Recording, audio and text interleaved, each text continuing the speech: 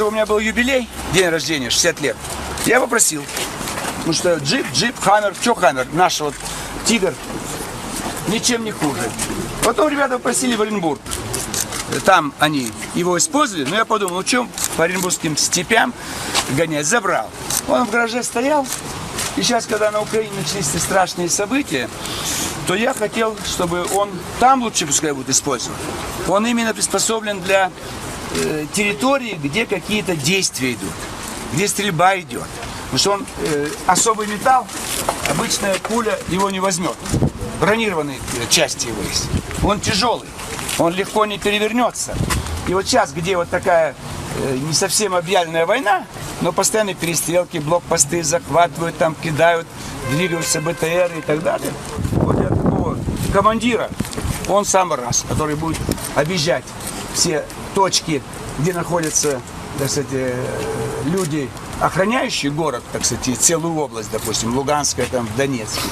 Он будет очень пригодиться. И я с радостью его дарю. Уже оформлено это, Павел Андреевич. Уже он не мой. Он уже завтра утром, сколько он будет идти? Сутки? Часов 13-14. Часов 13-14. Не спеша, чтобы ничего не было. И уже завтра, вот часа в 4-5, так сказать, он будет на границе Украины. И уже, значит, наш водитель выйдет и поедет домой, а водитель из Луганска сядет и привезет в штаб. Значит, Ростовская область, Краснодарский край, Воронежская область, значит, Белгородская, Курская, Брянская. Прямая граница с Украиной. Поэтому есть, конечно, там на границе могут быть украинские обычные пограничники. Потому что у нас есть граница. Вот. Там, может быть, еще нет блокпостов. Хотя они могут уже дать команду и кое-где они перерыли уже. Там, где была вот равнина, показывали съемки, что они вырыли там, чтобы танки, вдруг какие-то БТР не могли... Но обычные дороги все функционируют, день и ночь, и железная дорога, автомобильная. Так что он спокойно дойдет Думаете, пропустят? Пропустят. Конечно, это вот, может быть, их очень напугает. Но это не специально сделали, это Нижегородский завод сделал. Они сделали для меня, потому что я не хотел, что просто у меня есть джип. Все-таки я руководитель организации определенной. Для меня это радость была. Поэтому я попросил темно-синий цвет и желтый, так сказать, как бы вот, можно как сказать, либерально-демократическая партия Республики Луганщина, Республики Харьковщина.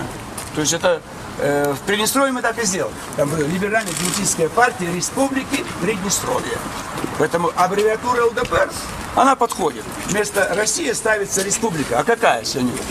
Донецкая республика, Луганская республика, Одесская республика, Новороссия, Малороссия. Поэтому слово «Р» они могут расшифровывать как республика. У них нету антибиотиков, нету антишаковых препаратов, нету перевязочных, нету бинтов, ничего нет.